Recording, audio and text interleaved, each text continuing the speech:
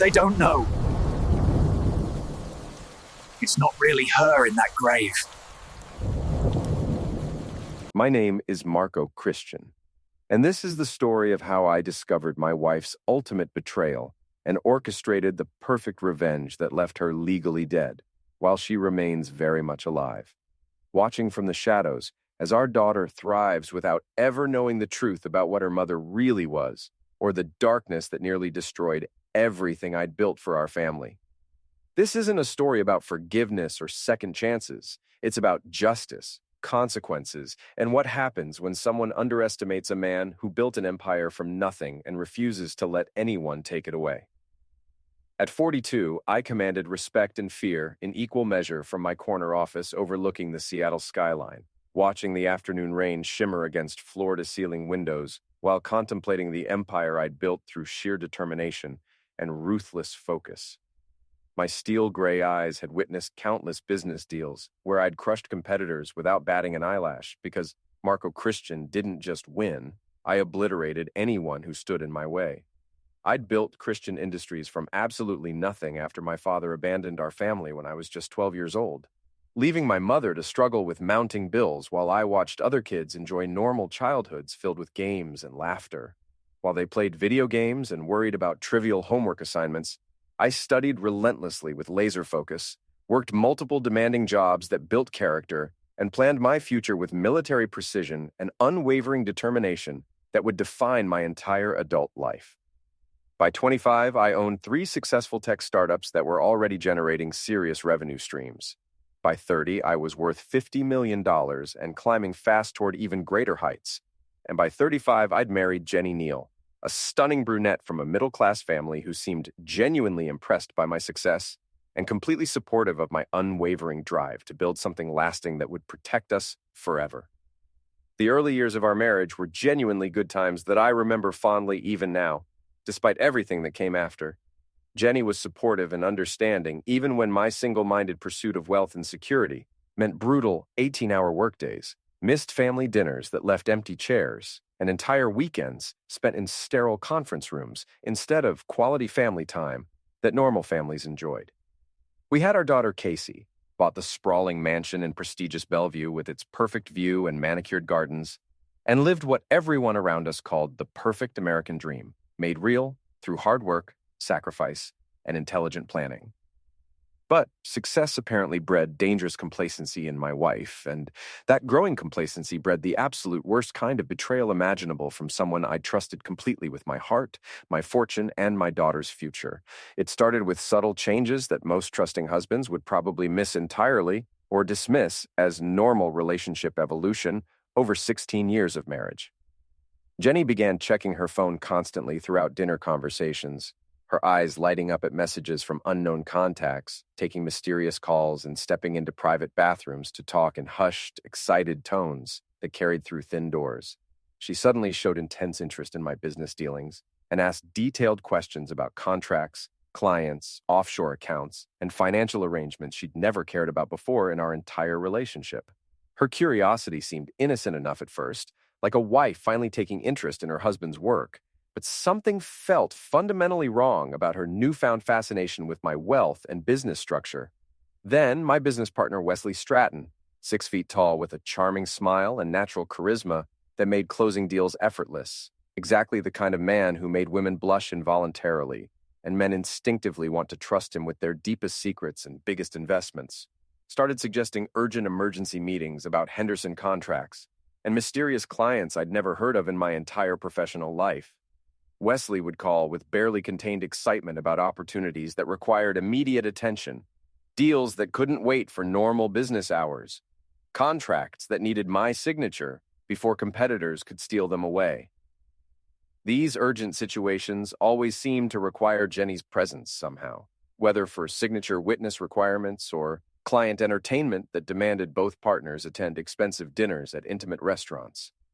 Every carefully honed instinct I'd developed over decades in cutthroat business negotiations told me something was fundamentally wrong in my own home, something dark, festering beneath the surface of our seemingly perfect life like cancer growing undetected. The timing was too convenient, the urgency too manufactured, and Jenny's transformation too sudden to be natural evolution.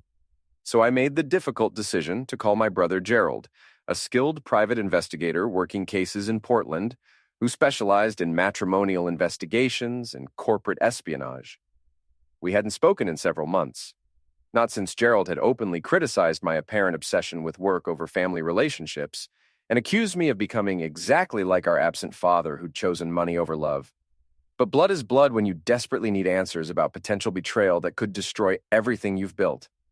What Gerald discovered and meticulously documented over the next intensive week of professional surveillance completely destroyed everything I thought I knew about my marriage, my business partnerships, and the people I trusted most in this world with my deepest vulnerabilities. His investigation revealed a conspiracy so elaborate and heartless that it took my breath away, even as it confirmed my worst suspicions about human nature and the price of success. Incriminating photos spilled across my desk like evidence from a crime scene that would haunt me forever and change everything I believed about love and loyalty. Jenny and Wesley kissing passionately in hotel parking lots, like teenagers discovering love for the first time. Entering apartments I didn't recognize while holding hands intimately and gazing into each other's eyes with obvious adoration. Meeting repeatedly with a dangerous man named Tommy Travis, who specialized in creating false identities and helping people disappear permanently from their old lives without leaving traces for law enforcement to follow. The timestamps on these devastating surveillance photos showed this systematic betrayal had been methodically planned and carefully executed for 8 long months right under my nose while I worked 18-hour days to provide security and luxury for our family. But the devastating truth was so much worse than just a simple extramarital affair between my wife and business partner that could be resolved through divorce court and financial settlements. Gerald's thorough investigation revealed they were planning what they believed would be the perfect crime against me and everything I'd spent decades building from nothing through sacrifice, determination, and ruthless business acumen. The scope of their betrayal was breathtaking in its audacity and cruelty. Jenny would fake her own passing in a carefully orchestrated car accident designed to look completely authentic to police investigators, collect the massive life insurance payout worth several $1 million that I'd purchased to protect her future, and while I grieved publicly like a devastated widower playing my expected role for the community, Wesley would gradually transfer all our business assets to untraceable offshore accounts they'd already established through shell corporations. They'd even recruited Ivan Graham, my trusted accountant for 6 years who had complete access to every financial detail and security code, to help hide the stolen money and create the complex paper trail necessary for their permanent escape to a non-extradition country where they could live comfortably forever on my stolen wealth. Their elaborate plan was elegant, detailed, and would have worked perfectly against any normal, successful businessman who trusted the people closest to him and believed in basic human decency. But they'd made one absolutely fatal error in judgment that would cost them everything they hoped to steal. They thought I was just another wealthy entrepreneur who'd gotten soft and complacent with age and success, someone who could be easily manipulated and robbed blind by people who pretended to love him. They couldn't see the determined 12-year-old boy who'd sworn on his father's abandonment that no one would ever betray or abandon him again without facing severe consequences that would last a lifetime and serve as warnings to others.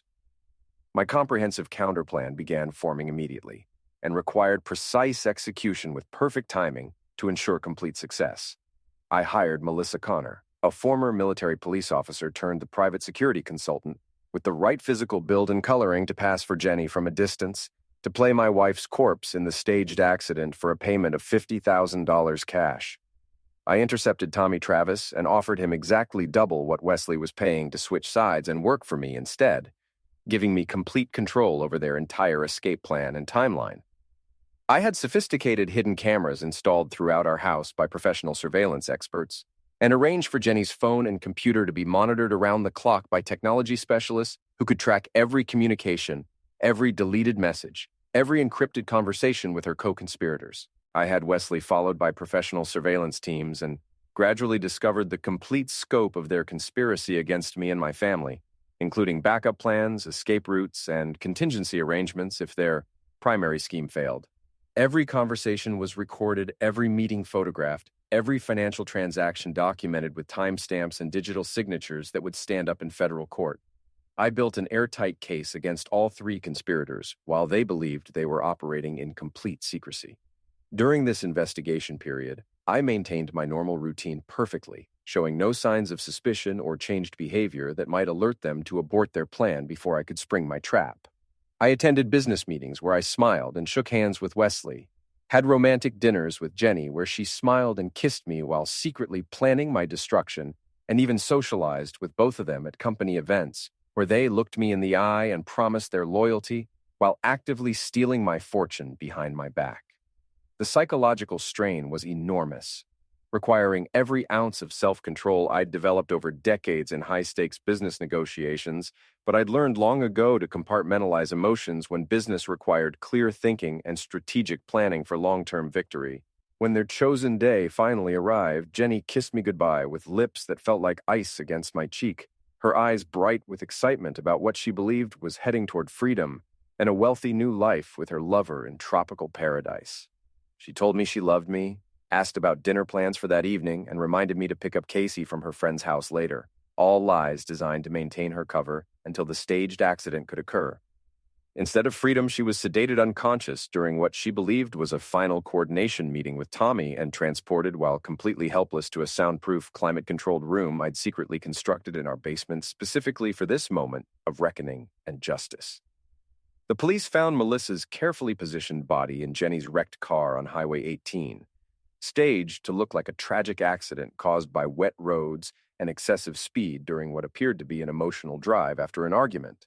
I delivered what should have won an Academy Award performance as the completely devastated husband discovering his world had collapsed in a single phone call from authorities. I showed the perfectly crafted denial, insisting Jenny was upstairs sleeping with a headache and couldn't possibly be dead. The desperate searching through our house calling Jenny's name frantically, while police officers watched with growing concern, and the gradual acceptance of overwhelming grief that convinced every police officer, neighbor, EMT, and family friend present that I was a genuinely broken man who'd lost everything that mattered to him in this world. Meanwhile, Jenny slowly regained consciousness in her underground prison, watching everything unfold in real time on high-definition monitors I'd strategically installed throughout her comfortable but inescapable cell. The room was well appointed with proper ventilation, bathroom facilities, a small kitchenette, and even books for entertainment. I'm not a monster, just someone who believes in appropriate consequences for betrayal.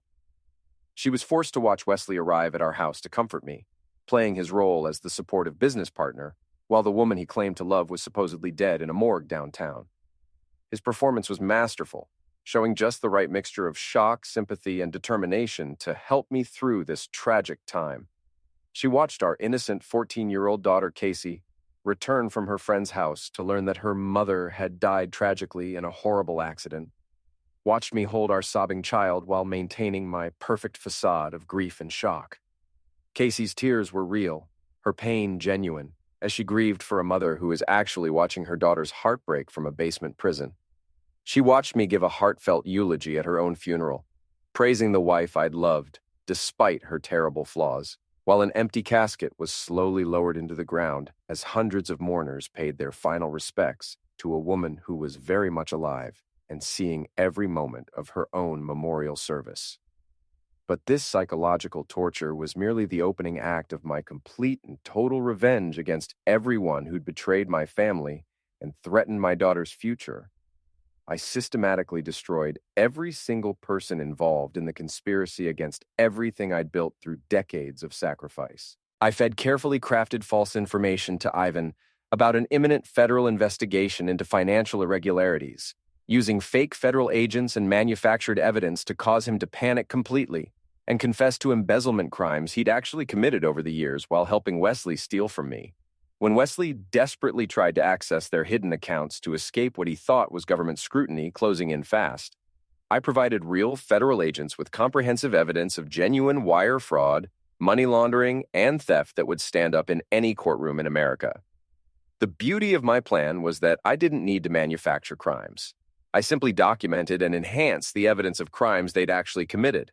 Wesley was genuinely stealing from me. Ivan was actually embezzling funds, and Jenny was truly planning insurance fraud on a massive scale. I just accelerated the timeline and ensured they faced consequences for their actions. Wesley was ultimately sentenced to 35 years in federal prison without possibility of parole, his charming smile and natural charisma useless against overwhelming evidence and witness testimony. Yvonne received a reduced sentence of 5 years in exchange for his complete cooperation and detailed testimony against Wesley that sealed his fate forever. And Jenny faced an impossible choice that would define every remaining day of her existence on this earth and determine her daughter's future happiness. She could expose my elaborate revenge scheme and attempt to return to Casey, but only by completely destroying our daughter's cherished image of her loving mother and potentially implicating herself in Wesley's serious financial crimes that could send her to prison for decades. Or she could disappear forever from our lives, letting Casey continue believing her mother died, loving her above everything else, preserving our daughter's substantial inheritance and maintaining her complete innocence about the darkness that had nearly consumed our family. After days of watching Casey grieve and seeing how the truth would destroy an innocent child's world, Jenny chose permanent exile from everything she'd ever known or loved. I provided her with a completely new identity, Bethany Hickman, working at a small hardware store in rural Montana where nobody would ever think to look for the former wife of a Seattle millionaire. The rules governing her new existence were absolutely non-negotiable and would be enforced ruthlessly.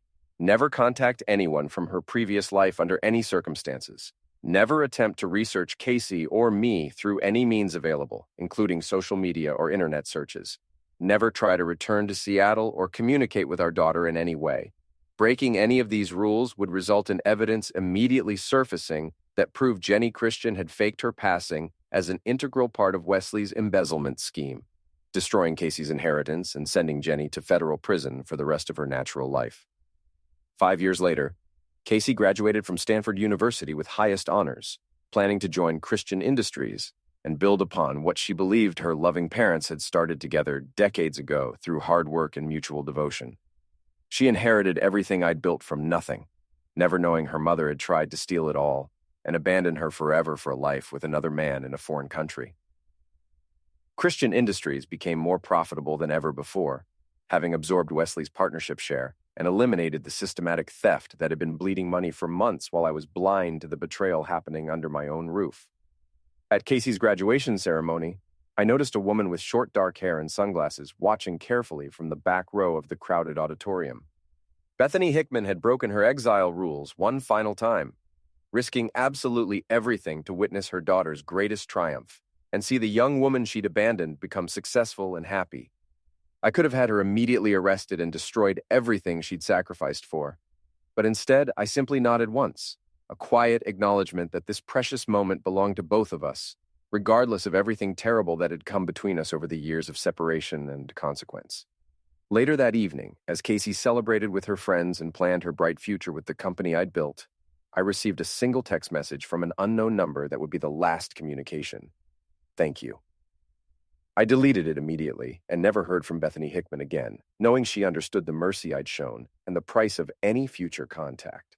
Wesley continues rotting in federal prison, never knowing the woman he loved is still alive somewhere in exile, paying for their shared crimes. Ivan disappeared completely into witness protection, his old life and identity erased forever by government handlers. Casey believes her parents loved each other deeply, and that her mother died believing absolutely in her daughter's unlimited potential and bright future. And somewhere in rural Montana, a woman who once was my wife lives every single day with the permanent consequences of betraying the one man who never forgives and never forgets anything that matters to him or his family. My revenge was completely successful, not because I'd destroyed my enemies, but because I'd built something infinitely better and stronger from the wreckage they'd tried to create from my life's work. Jenny Christian is truly dead, buried in a Seattle cemetery while her daughter thrives, and her former husband has moved forward to build an even greater legacy.